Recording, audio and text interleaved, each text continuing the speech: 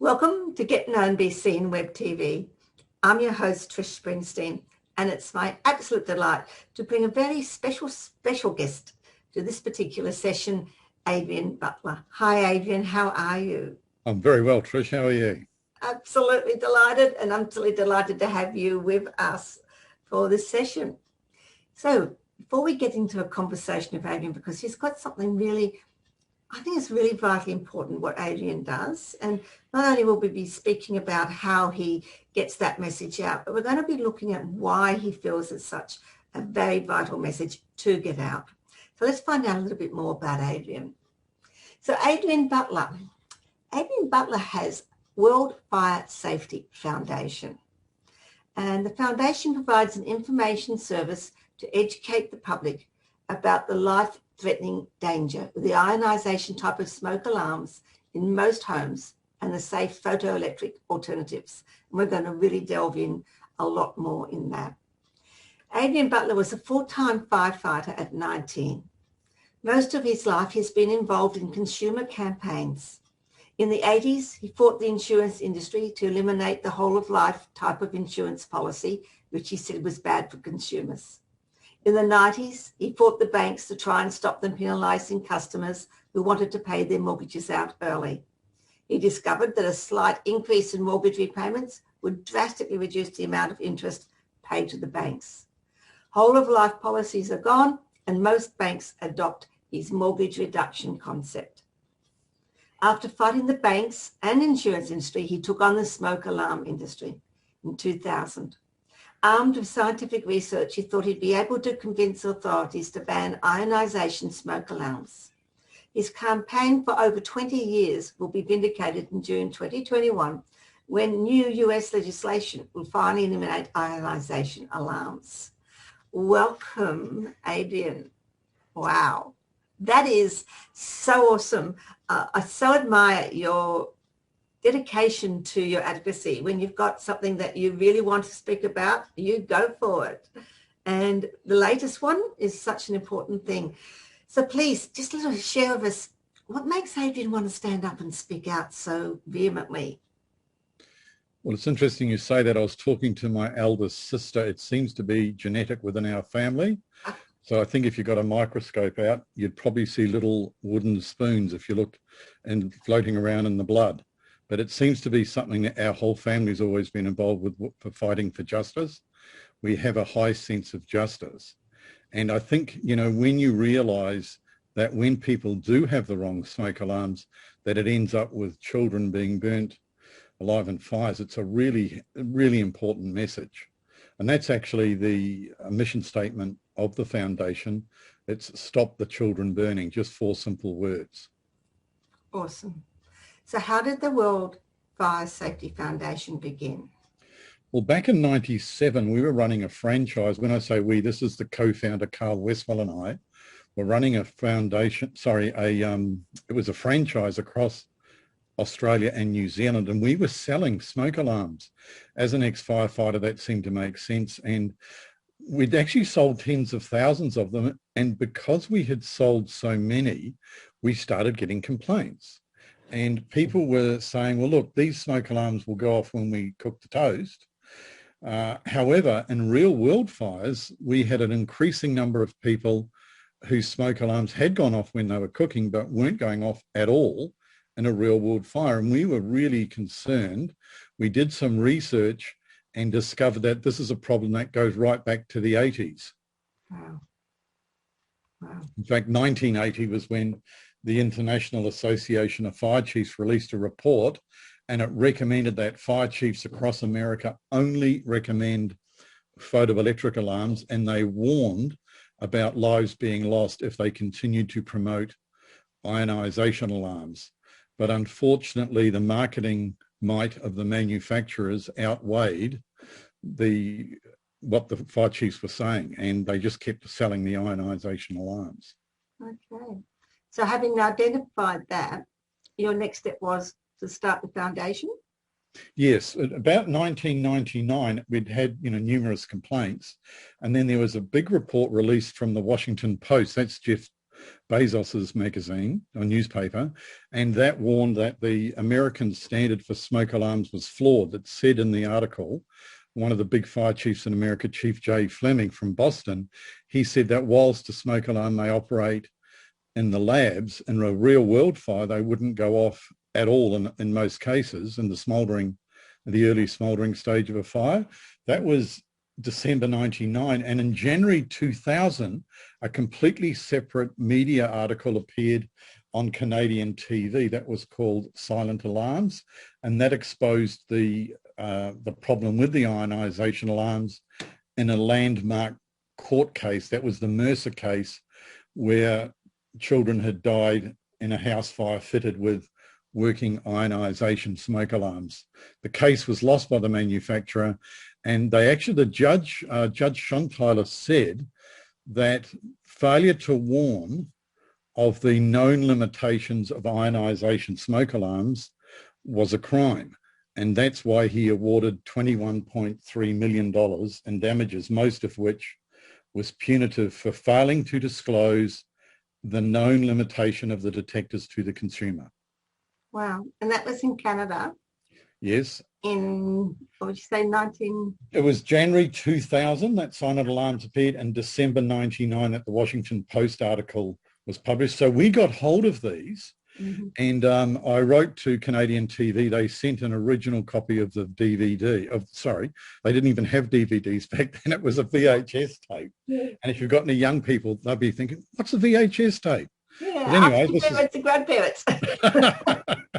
Yeah, so we got this videotape, and we actually distributed over 1,000 copies of this tape across Australia and New Zealand. We thought it would be so easy to get the message out because it was really compelling. The information, if someone looks at it with an open mind, is incredibly compelling, and it's such an important message.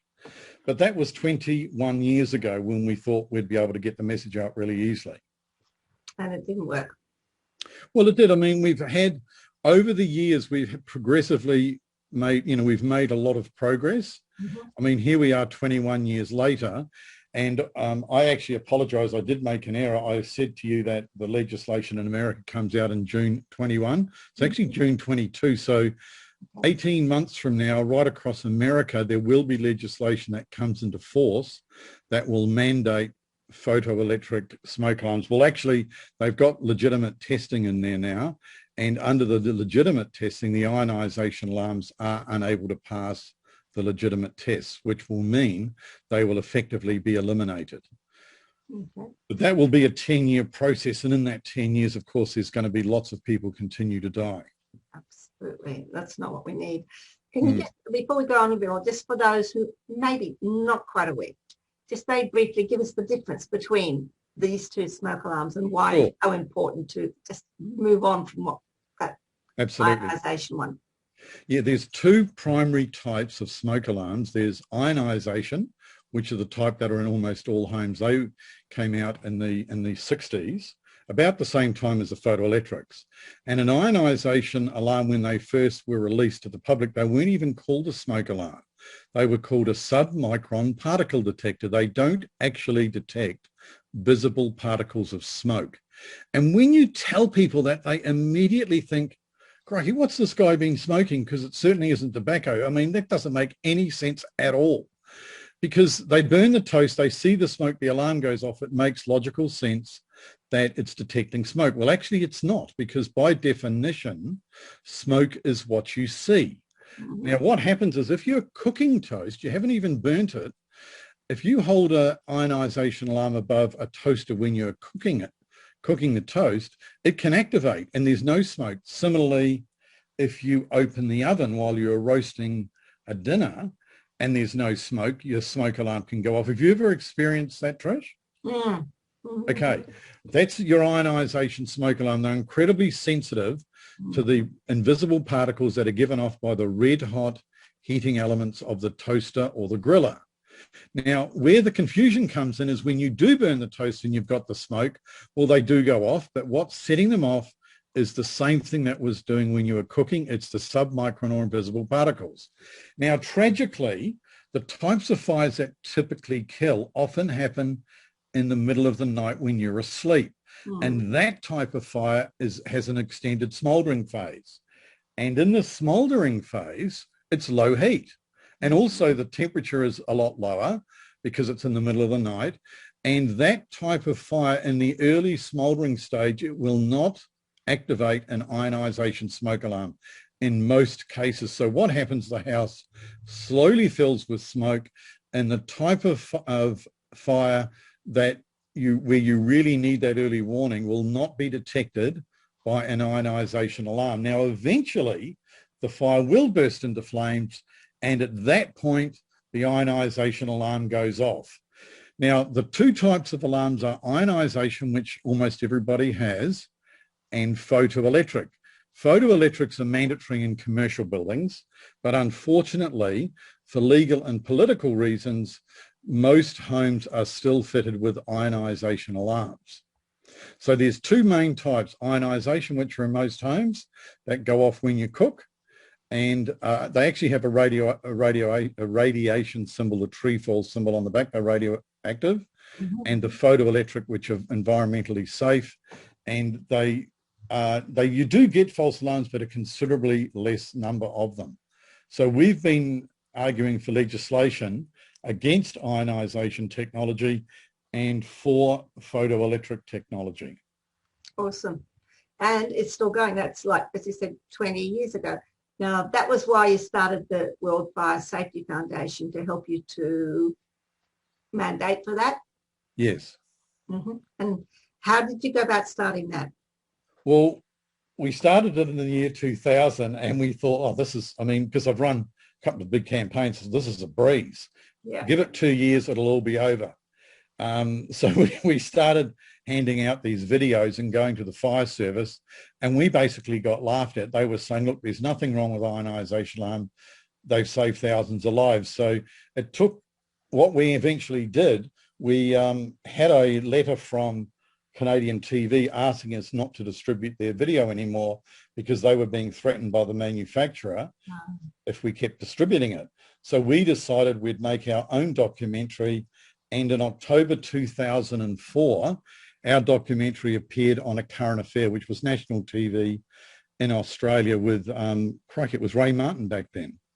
And of course, no one really believed it, including the fire service. A Current Affair certainly didn't believe it. I think they thought we were nutters. 2 years later, which was the 6th of June 2006, they got us back.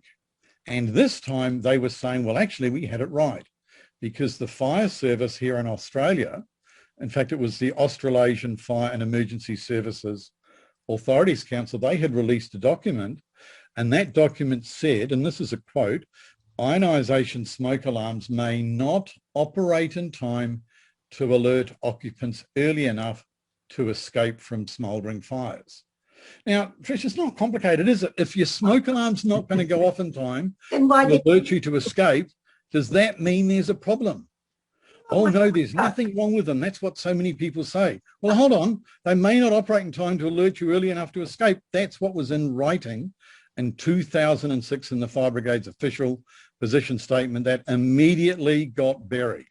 And we actually gave up running the campaign the week after that item appeared on national TV, because the guy from the Australasian Fire and Emergency Services Authorities Council, when he was asked by the interviewer, so she said to him, so do you mean to say that the public haven't been properly protected? And that's what the whole story was about, that they hadn't been properly protected. And his response was, the public have been well protected, but they'll be better protected in the future. So we actually closed the campaign down. We thought, that's it. We spent 6 years of our lives. We've absolutely just wasted all our time. No one's ever going to admit to the public that there's a problem. So we closed it all down. Wow. Okay. Then what happened? Because it's not closed down now. Well, that question, I was hoping you'd ask that. So what happened is, 2 weeks after we'd closed it down, we had created a video called the Aquarium Test. And it's on the homepage of our website at smokealarmwarning.org. And the Aquarium Test is a very simple test where you can see really clearly what I was trying to explain before about the toaster and the smoke and everything and them not going off. So you get an aquarium, you put a soldering iron and some foam from a couch, and at the top of the aquarium, you place a smoke alarm. And what happens is you then film it, and you can see the smoke building up in the aquarium, and the smoke gets so thick that you can't even see the smoke alarm, and it doesn't make a sound. So all of a sudden, what didn't make any sense, when the public saw this, it made sense. And what had happened is we'd given up, but we hadn't taken the website down, and some firefighters in Vermont in America saw this video, and they'd just been to a fire less than a year earlier, December the 17th, 2005, where 4 children were killed in a house fire, and it was family of the chief of this little very city, Vermont. So these guys were wanting to get the truth out, and they rang me. Russell Ash rang me from America, the deputy chief at that time, and said, you know, look, they had seen this video, was really amazed with it, they'd like to get involved. And I said to Russell, look, mate, it's really easy. All you need to do is open the fire doors up at the fire station, drag a couple of the fire engines out, get your own aquarium, do your own aquarium test in front of the fire station with the fire engines in the background. And when you've done that, put them up on YouTube and get back to me. Well, I knew he wouldn't ring me back because he wouldn't be allowed to do it.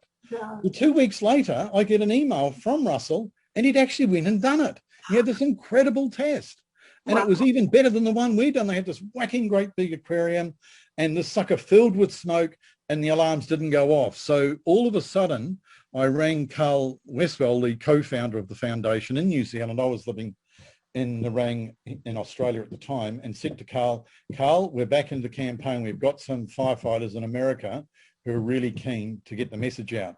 And in January the 1st, 2009, Vermont became the first state in America to pass legislation mandating photoelectric smoke alarms in all homes, which is pretty amazing because Australia usually follows America, but in this case, the Americans were following Australia. So that was the first state in America to mandate photoelectric smoke alarms. Meanwhile, so we were back in Trish, flat out, now that we had the fire service behind us. So meanwhile, back in Australia, were you getting any traction in Australia? Yeah, we were, but we were in mud. It was just the wheels were spinning. And what we used to do whenever we made any progress in America, we would, of course, say, look what's happening in America to everyone in Australia. And what actually did happen is in Australia and in New Zealand, we were also working in New Zealand. And in New Zealand, the New Zealand Consumer Organisation, which is the equivalent of Choice here in Australia, New Zealand Consumer had done some testing, and that was shown live on, it wasn't live, sorry, it was shown on TV on A Current Affair in 2006. And they followed that up in 2010 with a second lot of testing. And those tests were absolutely damning because every ionization smoke alarm failed the scientific tests in both the 2006 and the 2010 tests. And then in 2014, and I know I'm jumping forward because 20 years is a long time, but in 2014, I just got back as a witness in a court case in America where kids had died, and Beasley Allen, the law firm, had won the case. And because they'd deposed, or they'd required from the CSIRO, the test data from the testing here in Australia. And when they had to provide the test data, which was by law they had to provide it, the manufacturer settled out of court with a confidentiality order, so we couldn't disclose that to the public. The point was, I just got back from America, and you're living in Queensland, Trish, and you remember the Slacks Creek fire where those 9 people died? Yeah. Well, I just got off the plane from America and found out about that. And to cut a long story short, we ended up getting a story on 60 Minutes called The Alarming Truth. It was absolutely fabulous. And that told the story of how those 9 people died. And that was the platform upon which the Queensland legislation came into effect in 2017, January 2017. Queensland has now got the best photoelectric legislation anywhere in the world. And that film, The Alarming Truth, was also shown in New Zealand, and now right across New Zealand, it's nationwide legislation for all rentals. So we have been making progress, albeit way too slow. But anyway, the wheels of bureaucracy do turn slowly, but they do turn. Awesome, awesome. So looking back so far, and what do you think's worked for you most in keeping the foundation going and getting that message out and to keep going? It's funny, you know, because I read a book, I think it was Jonathan Gradwell, called The Tipping Point. And I read that. I wish I'd never read it because I'd probably have given up a lot sooner. And every year from about the year 2010, I remember saying to people in the campaign around the globe, this will be the year. This will be the year where it's all going to tip and it's all going to happen. And every year I'd be saying the same thing. And I actually felt like, you know, like an alcoholic who's, oh, I've given up on my alcohol. I'm never going to touch another drop. But we just kept on going. So what happens is with the campaign now, we don't do much work. Nearly all of the work has been done. It's just a matter now of waiting for the US legislation that comes out in the middle of next year. And when that happens, I've got some big publications in America who are wanting to tell the 20-year story. Because once the legislation comes into force and the ionization alarms aren't being sold anymore, it's a little bit hard for the manufacturers to try and say, well, there was never anything wrong with them. Well, how come they don't pass the legitimate test anymore? Yeah. It's been known by everyone that they're not safe for 40 years. Wow. That's a It's lot. the most amazing story. Like, even when I'm sitting here telling you, I've been doing it for 21 years, I still get goosebumps when I tell the story, because most of the work we've done around the world is with the parents who've lost their children in house fires. And that's really devastating. And a lot of people say, well, time heals. And you talk to people who've lost their children and they say, no, it does not. No, you know, you just learn to live with it, but it doesn't heal. That's right. You know, it's a really, really hard thing losing a child, particularly when you find out that it should never have happened. Absolutely. Absolutely, it is. It is very devastating. So how do you keep the foundation going? Well, with great difficulty. One thing we decided in the early days is we wouldn't solicit or accept donations. So it's all privately funded. And people say to me, you must have very deep pockets. And I usually say, well, yes, actually, you're exactly correct. But what I don't tell them, and I just bite my lip, is saying, yes, the pockets are deep, but they're empty. Yeah. Because, I mean, we don't get any funding from anyone, so it's privately funded. So, and the private funding is just out of my pocket. So I fund it privately, but bear in mind, we have very low expenses. Everything is done, like the website's done by me, all the videos, you know, I've produced the videos myself. And because we are not soliciting or accepting donations, we don't owe anyone anything. So we don't ever compromise on the message. Like, I know some people watching this message will be absolutely shaking their heads and say, there's Butler going again. Well, yes, that's correct, because I'm not worried about anyone who's funding us pulling the funding because we're saying something they don't want us to say. There's something to be said to having control over what you're doing, and especially when you've got a message like you have and you want to make sure that it gets out there. Being able to control who and where you speak is probably vitally important. I'll just tell you a quick little story, Trish, and you're going to love this. In 2010, we were trying to get the legislation through in the city of Albany in California. It's just across the bay from the city of San Francisco. And I'd said to Chief Mark McGinn not to, you know, they'd had the first hearing for the legislation. And I said, Mark, don't go making a big song and dance, because if the manufacturers get wind of what you're doing, they'll turn up at the second hearing and try and stop the legislation going through. Well, the word did get out, and the city council were inundated with messages from the manufacturers.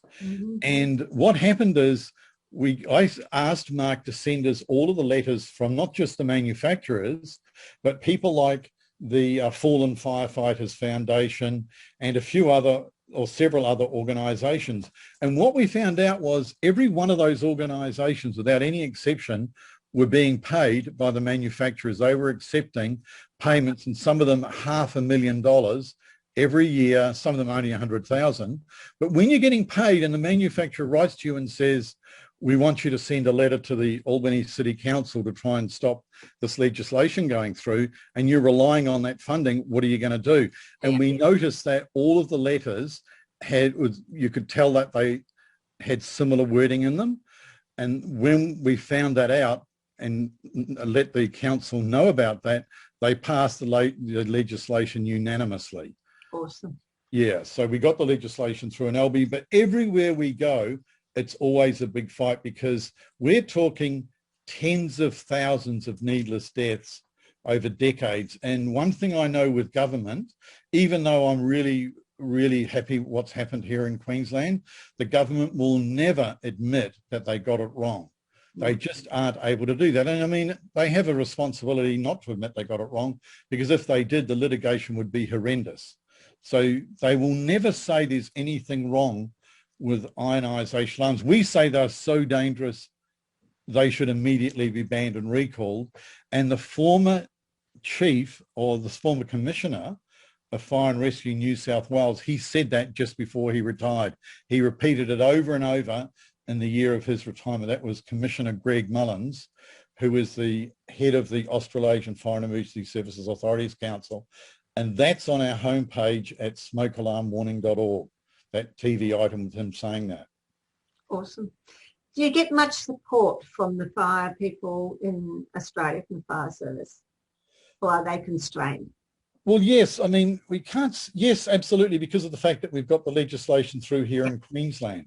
Mm-hmm. But it is always a fight, because, you know, I'm not very good at politics. You know, like when something's wrong, I'll just say it how it is. Yeah. I don't play the politics very well. And maybe, you know, we would have got more sooner had I been more politically correct, but it's just not in my DNA. People say, oh, you know, you shouldn't hit them over the head with a baseball bat. When I say, yeah, but I dip it in honey first. I learned that a long time ago. And then you belt them over the head with it. I mean, you know, I've been doing this 20 years. After 20 years, you earn the right to just say it how it is. I think so, yeah. Yeah. So, you know, political correctness is not in my DNA, unfortunately. That's okay. That's okay. I don't know. It's not a problem. So where are we at in Australia? So you mentioned that Queensland have got legislation in. How's the rest of Australia going?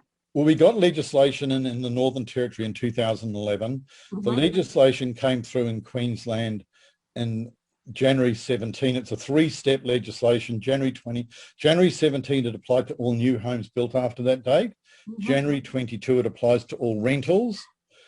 And by January 2027, which is 27 years after we started, it will apply to every home in Queensland. So existing homeowners will have to have photoelectric alarms fitted in their homes by 2027. Now, the American legislation comes into force in June 22, which is 15 months away. Yeah. And we're hoping that when that happens, that gets adopted here in Australia, because if it does get adopted, then that will mean that right across Australia, everyone will have to go photoelectric. And in actual fact, the manufacturers who've argued there's nothing wrong with their ionization alarms, they hardly even make any of them anymore. Most of the manufacturers have stopped manufacturing them. So there's nothing wrong with them, but we don't make them anymore. Well, yeah, okay. Yeah. You know, we took the CSIRO to court, Trish. This is incredible. The Commonwealth Scientific Industrial Research Organisation, that court case we had in Australia in 2014, after the court case, Beasley Allen Law Firm and the World Fire Safety Foundation both lodged applications under the Freedom of Information Act for the CSIRO to disclose the level of smoke at which the ionization smoke alarms went off under their testing. And it took 3 years to get them into court. And 2 years ago, when we got the CSIRO into court, this was the Administrative Appeals Tribunal, and the CSIRO think they won the court battle because they didn't disclose the information. But hey, it's all in the public domain.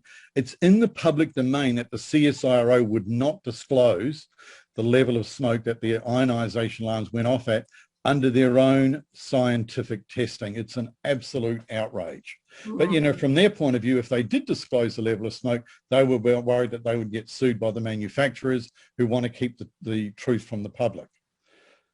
It's pretty amazing, isn't it? Yep.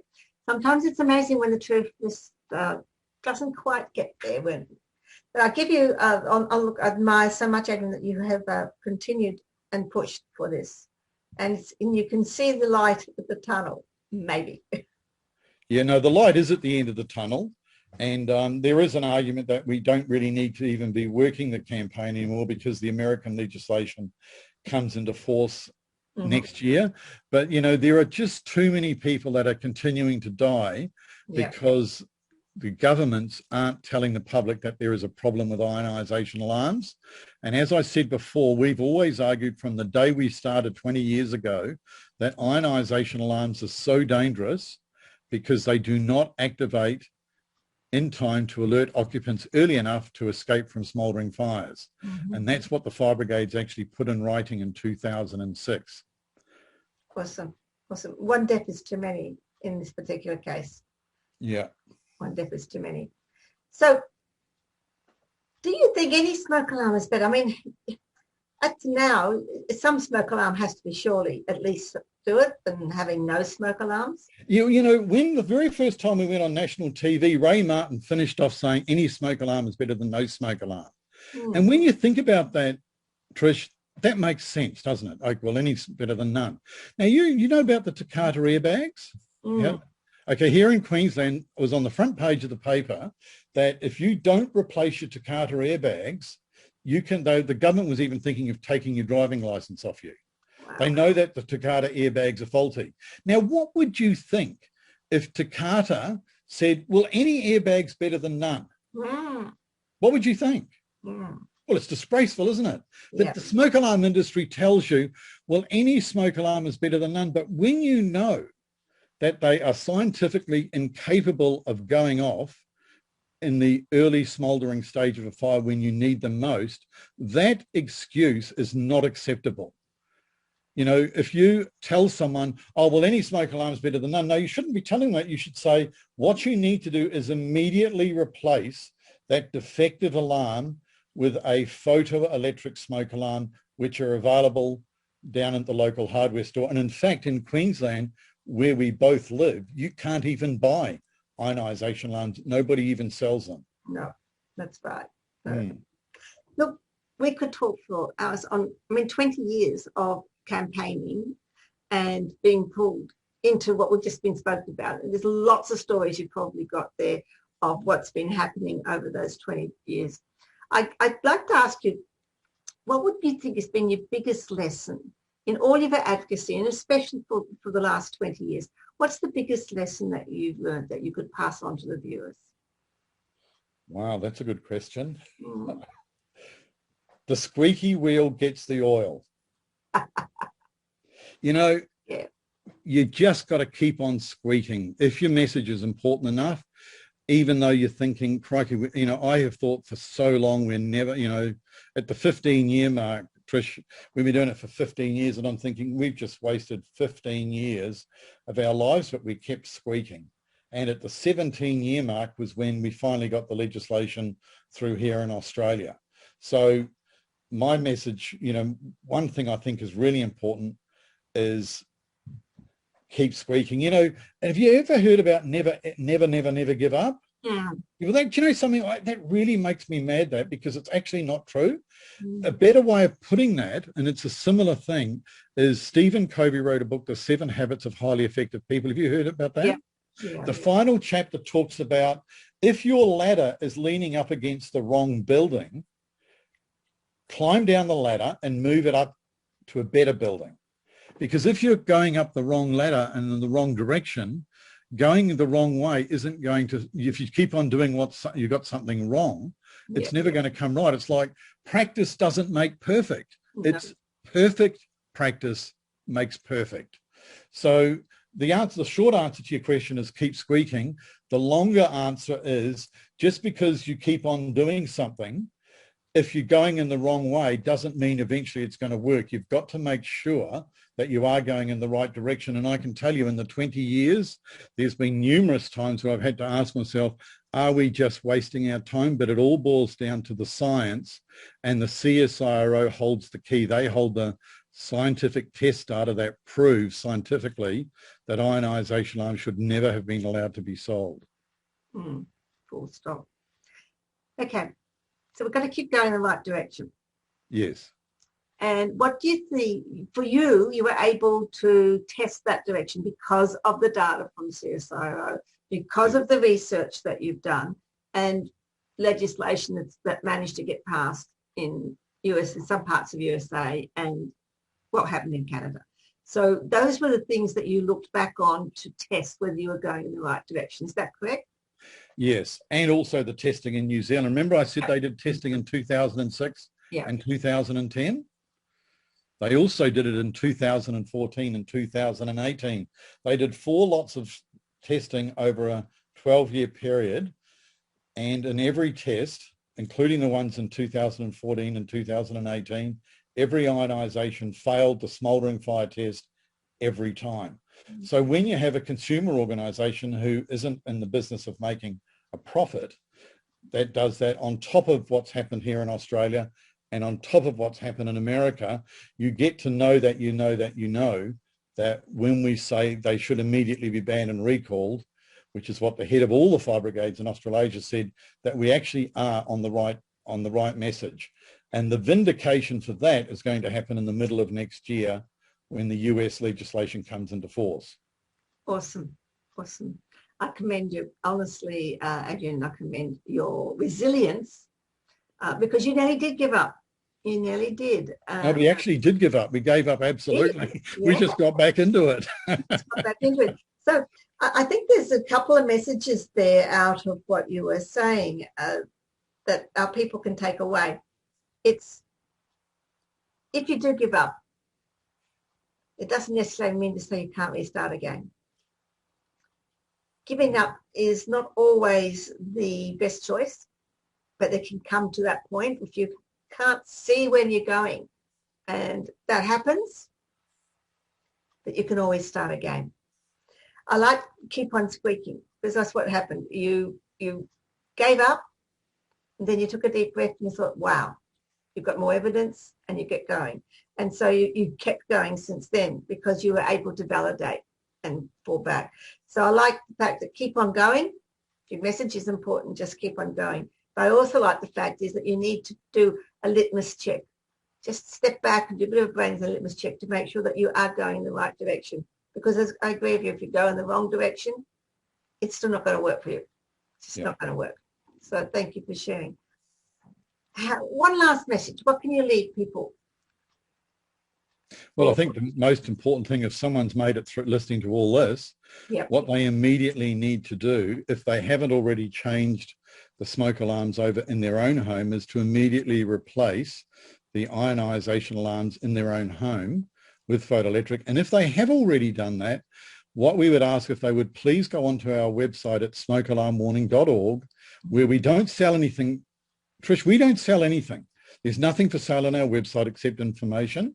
And if they could pass this message on to friends and family members, because a lot of people have heard something, but they certainly haven't heard our message. And our message is ionization alarms aren't safe and they should immediately be replaced with photoelectric. And there is new technology coming out. We're working with a US company at the moment, which has got brand new technology, which looks like it's going to be even better than photoelectric. There's information about that on our website. But the fact is, photoelectric alarms aren't even expensive. People say, oh, yes, but it's a money issue. What, the $15? Give me a break. It's not a money issue. It's an information issue. Information issue. So that's my final message. Thank you so much. And thank you for being here and sharing. There'll be links below, people. I'll have the website link below. There'll be, you'll be able to contact if you want to speak with Adrian or have more conversation about what Adrian's advocating and how important it is. There are links below and you'll be able to contact him through the website. So thank you, Adrian, for being here and for sharing such a vital message and also for sharing your long journey in that message. Thank you. Hey, and thank you very much, Trish. I really appreciate being able to get our message out and do a bit more squeaking. Thank you. Thank you. People, you've been watching Get Known Be Seen Web TV. Our special guest in this particular session has been Adrian Butler, who has been sharing a very vital message with you. From that, look, apart from the message that he's been sharing, which I think is extremely important, that you should check your smoke alarms and be on board with what's going. But for those who are in business, there's been some brilliant business tips and strategies that you could pull out from Adrian's journey. And I'll just reiterate in some of those. It was really, if you do give up, it doesn't necessarily mean you're giving up for good. If you give up and you find new information, it's perfectly okay to pick it up. Because quite often people, when we give up something and then we think, oh, I found more information, I want to keep going. Quite often we have a block there. We think, oh, I better not go forward because people are going to say, what the blazes are you doing? You gave up, so now you're going to go back. And they will think less of me. I want you to throw that block out, that mindset out. Because if you do find that you need to be going forward with your message, honor yourself, believe in yourself, and pick those up and go forward. The second thing I want you to take out of what Adrian's been sharing is what he says, keep on squeaking. Just keep on with your message. If you are buying into your message, you fully own your message, you know what you're saying, you're advocating for that, and it's important enough for you, keep on doing it. It's taken Adrian 20 years, 21 years. Your message may not take that long. It may take just as long, but it's not going to be getting out there unless you keep pushing it. So dig in, pull up your big pants, pull up your resilience, and just keep forward. And the third thing I want to say is recheck. Because if you do go in the wrong way, it doesn't matter how far you go down a wrong way track, you're not going to win. But you need to read back, look at your research, look at why you started your business, look at why you're advocating for that message. What is it that's backing up? When you can be fully centered within yourself, fully confident in what you're doing, then you're going in the right direction and you can keep going. Thank you for watching Get Known Be Seen Web TV. Get Known Be Seen Web TV is for those who would like to take the 60 seconds of insane courage and decide that they have a message. They have a book, they have a product, they have a service, they have a business that they really want to talk about and get out there. Please, love to have you as a guest on my show. It's also available for those who've got techniques, strategies, tips on how you can get your message out there. Again, love to have you as a guest on the show. And there are links below where you can contact me. If you would like to have me as a guest on your show or to speak in front of your audiences, whether that's face-to-face or online, again, contact me. I would love to come and share my story with you about how to get known, be seen, my story with you about being an introvert, and my journey with you. Meanwhile, below here, there is a big button that says subscribe. People, hit that subscribe button. When you hit that subscribe button, you will always be notified when I have awesome guests like Adrian on, and you will never miss a show. Until next time, please rewind, review, listen to the important things that Adrian Butler has had to share. It's an important message, not only with strategies and getting out there, but an important message for your lives. One death is too many. Let's see if we can make sure that we keep on track with the legislation and that we get there. Thank you, Adrian, for being here. Bye. Thank you, Trish. Bye.